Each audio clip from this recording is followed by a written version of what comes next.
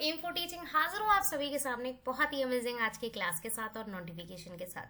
भाई इस क्लास का यानी कि इस नोटिफिकेशन का आप लोग हर साल वेट करते हैं और इस साल आप लोगों की जो इच्छा है, जो आप लोगों की विश है, वो पूरी हो गई है। क्योंकि भाई केवीएस और डी++ और एनवीएस और सीटेट इन सब का इंतजार तो होता ही रहेगा।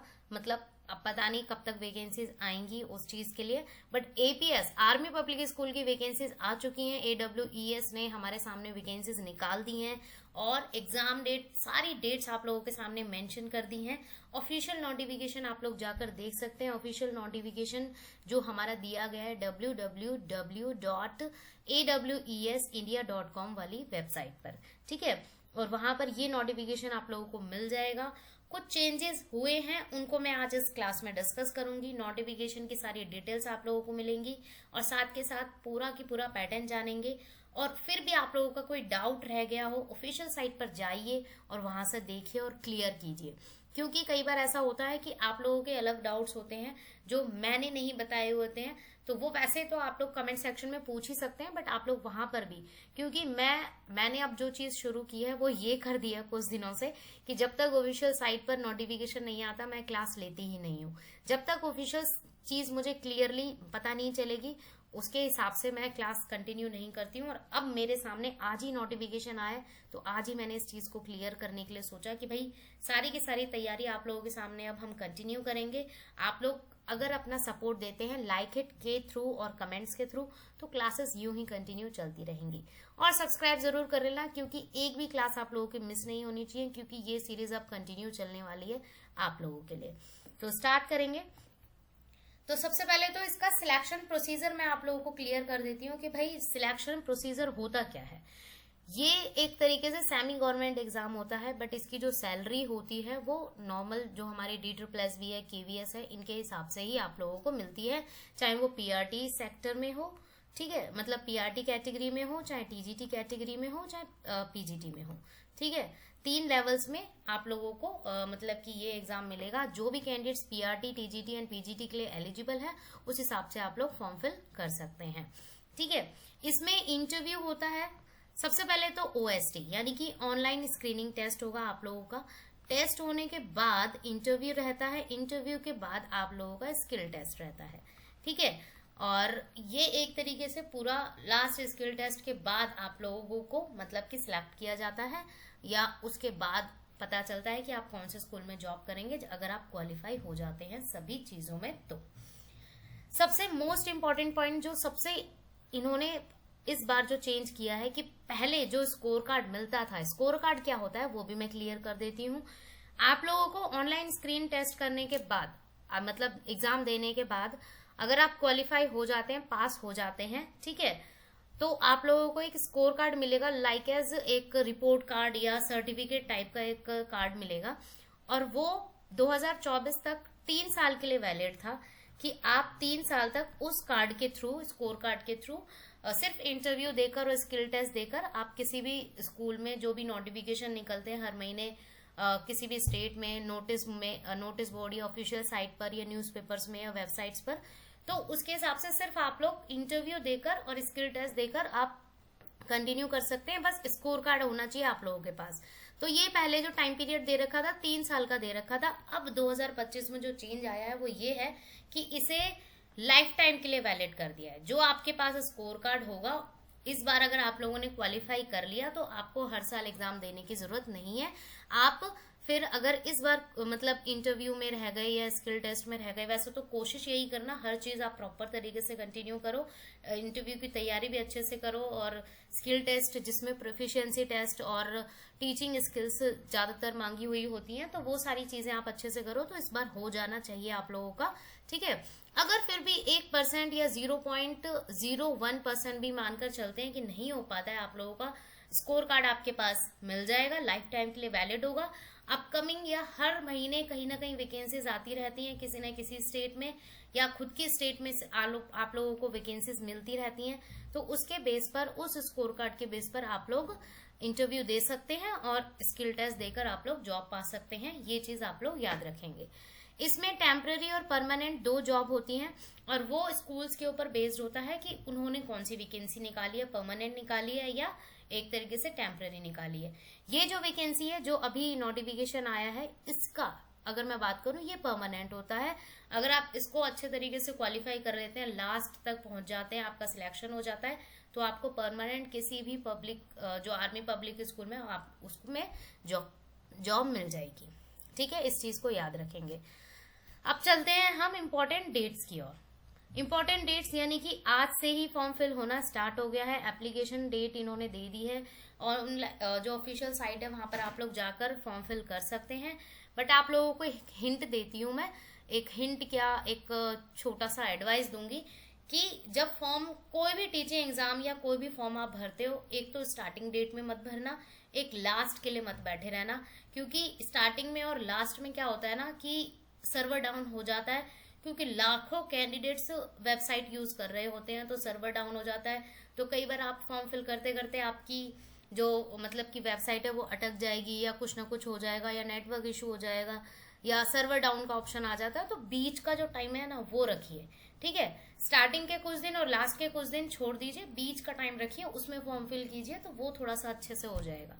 स्टार्टिंग देखिए यहाँ पर 5 जून यानी कि आज से ही फॉर्म फिल होना स्टार्ट हो गया है। लास्ट डेट आप लोगों का 16 अगस्त रहेगी। भाई 2 से ज्यादा महीने का टाइम दे दिया इन्होंने, 2 से ज्यादा महीने का टाइम है। 2 मंथ बहुत ज्यादा है, हर बार नहीं होता है ये, हर साल मैंने नहीं देखा है 1 से 1.5 महीने का टाइम देते हैं। इस बार आप लोगों को फॉर्म भरने का ही टाइम दे दिया। तो ये मत समझना है कि सिर्फ ये फॉर्म भरने का टाइम है, ये आप लोगों की प्रिपरेशन का भी टाइम है। याद रखेंगे, ये आप लोगों को प्रिपरेशन का भी टाइम दिया है। क्योंकि अगस्त के बाद, अगर यहाँ पर ये 16 अगस्त 18 22 ये सब तो फॉर्म फिल करने का ही टाइम दे रखा है। करेक्शन देखो, करेक्शन अगर ऐसा आप लोगों को लगता है कि भाई हमारा फॉर्म फिल करने में कोई गलती हो गई है, कुछ मिस्टेक या कुछ आप लोगों ने गलत अपलोड कर दिया है कोई डॉक्यूमेंट या उसके बेस पर, तो आप लोग के लिए टाइम मिलेगा यहाँ पर 2 से 3 दिन का, 22 अगस्त से 24 अगस्त तक का टाइम। ठीक है, एडमिट कार्ड 8 सितंबर को आ जाएगा और एग्जाम सैटरडे संडे रहेगा 20 सितंबर और 21 सितंबर को। तो मतलब एग्जाम के लिए आप लोगों के पास 2.5 से 3 महीने हैं तैयारी करने के लिए। और हर साल नहीं होता है, सबसे बड़ा चेंज तो मैं इस बार देख रही हूँ 2025 में। हर साल आप लोगों को 1 से 1.5 महीने का ही टाइम देते हैं, बल्कि 1 ही महीने का टाइम देते हैं, जिसमें फॉर्म भी फिल हो जाता है और एग्जाम भी हो जाता है। और ज्यादातर जो फॉर्म होते हैं वो अक्टूबर नवंबर में निकलते हैं, पर इस बार फॉर्म निकल रहे हैं आप लोगों के सामने बहुत जल्दी और एग्जाम भी जल्दी हो रहा है। तो बहुत अच्छी बात है कि भाई हम काफी टाइम से वैकेंसीज का वेट कर रहे थे, तो इस बार आप लोगों के सामने वैकेंसीज आ गई हैं। तो तैयारी स्टार्ट कर दीजिए, इवन आज से ही स्टार्ट कर दीजिए। ठीक है, और जो एक तरीके से रिजल्ट रहेगा वो आप लोगों का 8 अक्टूबर को आएगा, तो इस चीज को भी आप लोग याद रखेंगे। ठीक है, अब यहाँ पर इन्होंने एक चीज और बोल रखी है, रिजर्व डेट ऑफ एग्जामिनेशन। ये क्या होता है? ये क्या होता है? ये एक ऐसा मतलब ऐसी चीज होती है कि कई बार बहुत ज्यादा कैंडिडेट्स हो जाते हैं, बहुत ही ज्यादा, लाखों का अमाउंट में भी बहुत ज्यादा हो जाते हैं। ठीक है, तो अगर इन दोनों डेट में नहीं हुआ एग्जाम, मतलब बच्चे अगर रह गए, जैसे कुछ बच्चों का सैटरडे को कर दिया, कुछ का संडे को कर दिया, ठीक है, अगर कुछ बच्चे फिर भी रह गए तो उनका मंडे को भी कर सकते हैं और ट्यूसडे को भी कर सकते हैं। तो मतलब इन्होंने ये रिजर्व रखी हुई है डेट। अगर सैटरडे संडे में दोनों दिनों में सभी कैंडिडेट्स जो भी फॉर्म फिल करेंगे उन सबका हो गया सैटरडे संडे में तो अच्छी बात है, नहीं होगा तो उन्होंने मंडे और ट्यूसडे के लिए भी एक रिजर्व डेट रखी हुई है। तो वो अब आगे पता चलेगा कि कितने कैंडिडेट्स ने फॉर्म फिल करा है और कितने ने नहीं, उस हिसाब से ये कंटिन्यू करेंगे। तो ये चीज भी इन्होंने क्लियरली बता दी है। अब चलते हैं एजुकेशनल क्वालिफिकेशन, सबसे मोस्ट इंपॉर्टेंट कि कौन कौन से कैंडिडेट्स फॉर्म फिल कर सकते हैं और कौन नहीं। सबसे पहले तो चाहे पीआरटी हो, चाहे टीजीटी हो, चाहे पीजीटी हो, तीनों में ही आप लोगों को 50% मार्क्स चाहिए ही चाहिए। और ये कैंडिडेट्स याद रखें कि पीआरटी वालों के लिए सिर्फ 12th जरूरी नहीं है, ग्रेजुएशन जरूरी है। पीआरटी वालों को ग्रेजुएशन जरूरी रहेगा, ठीक है, कंप्लीटेड होनी चाहिए, परसुइंग नहीं चलेगा। और पीआरटी में 50% मार्क्स आपके ग्रेजुएशन में, प्लस आप लोगों के पास डीएलएड होना चाहिए 2 साल का कोर्स, या बीएलएड जो 4 साल का कोर्स होता है तो वो होना चाहिए, जिसमें 50% मार्क्स आपके कंपलसरी होंगे। ठीक है, टीजीटी जिसमें ग्रेजुएशन तो कंपलसरी होता है, चाहे वो किसी भी कैटेगरी का एग्जाम हो, ठीक है, उसमें आपके 50% मार्क्स प्लस बीएड होगा, और पोस्ट ग्रेजुएशन जिसमें नॉर्मली आप पीजीटी के लिए अप्लाई करेंगे 50% मार्क्स के साथ बीएड भी कंपलसरी है। ठीक है, अब टेट या सी टेट या स्टेट टेट मैंडेटरी है या नहीं वो मैं आगे बताऊंगी। अब इन्होंने पीआरटी वालों के लिए एक ऑप्शनल हिंट दे रखी है। इन्होंने क्या कहा है कि teachers who were already in service with army public school या APPS prior to 11 August 2023 with BEd degree can also apply continue. इन्होंने इस चीज को बोला है कि 2023 से पहले 11 अगस्त 2023 से पहले अगर उनके पास 2023 तक की बीएड की डिग्री उनके पास थी और उसी हिसाब से वो आर्मी पब्लिक स्कूल में ऑलरेडी मतलब कि वर्किंग थे, तो वो भी पीआरटी के लिए अप्लाई कर सकते हैं अगेन। ठीक है, अगर उन्हें ऐसा लगता है कि वो करना चाहते हैं तो वो भी कैंडिडेट्स अप्लाई कर सकते हैं। इस चीज को इन्होंने मेंशन कर दिया है क्लियरली। ठीक है, अब नोट में क्या है, नोट में किसका बता रही हूँ, देखिए नोट यहाँ पर दो चीजें हाईलाइट की हुई हैं, एक तो है हमारा पीआरटी और एक है हमारा टीजीटी। हाईलाइट इन्होंने स्टार बना रखा है, तो उस चीज को इन्होंने क्या बोला गया है, अ post graduate with less than 50% marks. अगर आपके पीजीटी मतलब पीजी यानी कि पोस्ट ग्रेजुएशन में अगर आपके 50% मार्क्स से कम है, ठीक है, तो आप लोग अप्लाई कर सकते हैं किसके लिए, टीजीटी एंड पीआरटी के लिए। ठीक है, अगर आपने पोस्ट ग्रेजुएशन भी की हुई है और आपके टीजीटी और पीआरटी में एक तरीके से आप अप्लाई कर सकते हैं, 50% मार्क्स नहीं थे आपके, 45 थे या 49 थे, 48 थे, तो भी आप लोग एक तरीके से टीजीटी और पीआरटी के लिए अप्लाई कर सकते हैं। ये चीज याद रखेंगे। बट यहाँ पर एक चीज इन्होंने बोला है कि more aggregate most in post graduation, but आप पोस्ट ग्रेजुएशन मतलब पीजीटी के लिए अप्लाई नहीं कर सकते अगर आपके टीजीटी या पीआरटी में कम है, तो ये चीज याद रखेंगे। मतलब इन्होंने क्या बोला है कि अगर आपके पीजीटी मतलब पीजीटी के लिए आप अप्लाई कर रहे हैं तो पोस्ट ग्रेजुएशन में अगर आपके 50% मार्क्स हैं, ठीक है, तो आप लोग टीजीटी एंड पीआरटी के लिए अप्लाई कर सकते हैं। इस चीज को इन लोगों ने क्लियरली बोल दिया है। ठीक है, सेक्शन ए के अकॉर्डिंग इन्होंने ये चीज बताई है। और नेक्स्ट पॉइंट में इन्होंने बताया है aggregate percent will be based on marks for the entire duration of graduation and post graduation. चाहे आपकी ग्रेजुएशन हो चाहे आपकी पोस्ट ग्रेजुएशन हो, दोनों में ही आप लोगों को याद रखना है 3 सेमेस्टर होते हैं, मतलब 3rd ईयर 4th ईयर। ये मत सोचना है कि सिर्फ 1st ईयर का ही काउंट होगा। पूरे ड्यूरेशन का, जब तक आपकी ग्रेजुएशन कंप्लीट नहीं हो जाती फाइनल ईयर तक, उस तक के मार्क्स हैं वो काउंट होंगे। ठीक है, उसके हिसाब से आपकी जो परसेंटेज है वो बनेगी। ठीक है, देन है सबसे मोस्ट इंपॉर्टेंट पॉइंट जो सबके दिमाग में आता है कि भाई सीटेट क्वालिफाई होना जरूरी है या नहीं। सीटेट हो चाहे आप लोगों का स्टेट टेट हो, स्टेट टेट मतलब चाहे आप यूपी के स्टूडेंट हैं चाहे आप राजस्थान के स्टूडेंट हैं, ठीक है, चाहे स्टेट टेट हो चाहे कोई भी टेट आप लोगों का क्वालिफाई नहीं है इस एग्जाम तक। इस एग्जाम को देने के लिए सीटेट की रिक्वायरमेंट नहीं है, याद रखना। इस चीज में इन्होंने क्लियरली बोला गया है कि क्वालिफाइड इन सीटेट और एप्रोप्रिएट स्टेट टेट, सीटेट या TET is not mandatory for appearing in online screening test. However, CTET and TET conducted by center state government is mandatory at the time of appointment। जब आपकी appointment होगी, जब आपका interview या skill test होगा, जब आप मतलब आगे के लेवल्स पे बढ़ जाओगे इस एग्जाम के बाद, तब आपका जो एक तरीके से टेट है, चाहे स्टेट टेट हो चाहे सी टेट हो, वो कंपलसरी माना जाएगा। और टेट और सी टेट किस में कंपलसरी माना जाएगा, सिर्फ पीआरटी, याद रखेंगे, टीजीटी एंड पीआरटी में। ठीक है, पीआरटी में नॉर्मली हमारा लेवल 1 या पार्ट 1 होता है। ठीक है, इस चीज को भी याद रखेंगे। और ये हमारा टीजीटी लेवल का लेवल 2 या पार्ट 2 जो सी टेट में या अदर टेट में मिलेगा, इस चीज को भी आप लोग याद रखेंगे। तो इन लोगों ने इस चीज के लिए कंपलसरी बोल दिया है कि नॉट क्वालिफाइड, अगर आप इस एग्जाम को कंटिन्यू कर रहे हैं तो कोई जरूरत नहीं है, आप लोग दे सकते हैं इस एग्जाम को, बट इंटरव्यू और अपॉइंटमेंट और स्किल टेस्ट वगैरह के टाइम पे जब इसकी जरूरत पड़ेगी तो उस टाइम तक आप लोग इसे क्लियर कर लेना। और ये हर साल, ये वाला चेंज नहीं हुआ है, इसको तो ये चीज हर साल बोलते हैं।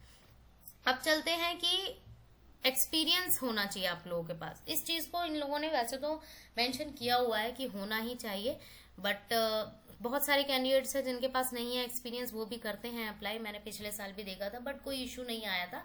बहुत सारे कैंडिडेट्स ने, मैंने इस चीज को पर्सनली पूछा भी था, बट नहीं, कोई इशू नहीं था। बट इन्होंने इस चीज को मेंशन किया गया है कि बिलो 40 ईयर के लिए कोई एक्सपीरियंस नहीं चाहिए, ठीक है। बट अगर, और ये देखो यहाँ पर इन्होंने हाईलाइट किया है कि आर्मी स्पाउसेस, जो आर्मी के मतलब कि मेंबर्स हैं ऑलरेडी, स्पाउसेस मतलब कि एक तरीके से फैमिली मेंबर्स या हस्बैंड वाइफ के हिसाब से, तो उस चीज को इन्होंने क्लियरली बोला है। 40 टू 55 की एज में आपके पास 5 ईयर का एक्सपीरियंस होना चाहिए, ठीक है। इस चीज को भी इन लोगों ने क्लियरली बोला है। और experience should be in appropriate category for PGT category, the candidate should have worked as PGT and TGT. मतलब कि अगर आपके पास पीजीटी कैटेगरी का एक्सपीरियंस है, ठीक है, तो एक तरीके से आप मतलब सिर्फ पीजीटी और टीजीटी के लिए माना जाएगा वो। अगर आपके पास पीजीटी का एक्सपीरियंस है, वो पीजीटी और टीजीटी का ही एक्सपीरियंस माना जाएगा, पीआरटी का नहीं माना जाएगा या पीआरटी के लिए काउंट नहीं होगा, ठीक है। अगर आप ये सोच रहे हैं कि मैंने पीआरटी के लिए अप्लाई किया है और मेरे पास टीजीटी और पीजीटी कैटेगरी का एक्सपीरियंस है, तो नहीं होगा, उसे काउंट नहीं किया जाएगा। इस चीज को क्लियरली इन्होंने बोला गया है, ठीक है। For the TGT experience gain PRT, but PRT का एक्सपीरियंस है आपको, प्राइमरी लेवल का आपके पास एक्सपीरियंस है, तो आप टीजीटी के लिए अप्लाई कर सकते हैं, मतलब टीजीटी में चल जाएगा वो, इसका कोई मतलब की वो चीज नहीं है। बट पीजीटी का एक्सपीरियंस पीआरटी में नहीं चलेगा, याद रखेंगे। इस चीज को मैं और क्लियर कर देती हूँ, पीजीटी का एक्सपीरियंस पीआरटी में नहीं चलेगा, बट पीआरटी का एक्सपीरियंस टीजीटी में चल जाएगा, और पीजीटी का एक्सपीरियंस पीआरटी में नहीं चलेगा। कहाँ कहाँ चलेगा? वो सिर्फ पीजीटी में चलेगा और सिर्फ टीजीटी में चलेगा। किसका? सिर्फ पीजीटी वालों का। तो ये थोड़ा कंफ्यूजिंग है, इसको थोड़ा सा और अच्छे से क्लियर कर लेना, ठीक है। ये 3 पॉइंट्स इंपॉर्टेंट रहेंगे। देन है आप लोगों के पास अदर एक्सपीरियंस, जो अदर कैंडिडेट्स हैं जो आर्मी से बिलोंग नहीं करते, जो एक हस्बैंड वाइफ नहीं है, ठीक है, तो स्पाउसेस नहीं है, तो उनके लिए है बिलो 40 ईयर्स, मतलब फ्रेश कैंडिडेट्स के लिए कोई एक्सपीरियंस नहीं चाहिए। और 40 टू 55 ईयर्स के हिसाब से आपके पास कितना होना चाहिए? 5 मतलब कि ईयर्स का एक्सपीरियंस होना चाहिए। लास्ट 10 सालों में कम से कम 5 साल का एक्सपीरियंस काउंट करेंगे ये लोग। इन्होंने ये चीज बात ये बोली गई है कि इन लास्ट 10 ईयर्स के बीच में आपके पास 5 ईयर का एक्सपीरियंस होना चाहिए, ठीक है। तो ये चीज यहाँ पर भी इन लोगों ने मेंशन की है, 5 years experience in mandatory in appropriate category in the last 10 years. अब वही सेम चीज जो अभी मैंने पीछे बताई, पीजीटी का एक्सपीरियंस एक तरीके से काउंट होगा पीजीटी और टीजीटी के लिए, बट पीआरटी के लिए नहीं काउंट होगा, ठीक है। और टीजीटी का एक्सपीरियंस आप लोग मतलब बेनिफिट हो जाएगा। पीआरटी में आप लोग अगर कर रहे हैं कंटिन्यू, तो पीआरटी के लिए भी आप लोग माना जाएगा एक्सपीरियंस। वही सेम चीज जो मैंने लास्ट बताई अभी। और वैकेंसीज देखिए, पीजीटी में कौन कौन से सब्जेक्ट के लिए आई हैं वैकेंसीज। और मेरा जो स्पेसिफिक सब्जेक्ट है वैसे तो हिंदी है, मैं हिंदी की क्लासेस भी कंटिन्यू कर रही हूँ। और साथ साथ मॉक टेस्ट में आएगा आप लोगों के mix questions like as mix question में होता है कि जिस तरीके से पेपर आता है ना, उसके हिसाब से मैं पेपर का पैटर्न बनाती हूँ और वो टेस्ट होता है लाइव, ठीक है। तो उसके लिए भी आप लोग कमेंट सेक्शन में बता देना। पीजीटी में ये वैकेंसीज हैं, टोटल 19 वैकेंसीज। टीजीटी में इतनी वैकेंसीज है, इसमें भी हिंदी है, तो इसको भी मैं कवर करवाऊंगी। और पीआरटी में फिजिकल एजुकेशन वालों के लिए वैकेंसी है, और पीआरटी जो विदाउट फिजिकल एजुकेशन है उनके लिए। तो ये पूरा पैटर्न था आप लोगों के सामने। क्लास अच्छी लगी हो तो लाइक इट जरूर कर देना। जो भी आप लोगों के डाउट्स है कमेंट सेक्शन में पूछ लेना। So keep learning, thanks for watching, like share and subscribe जरूर करें।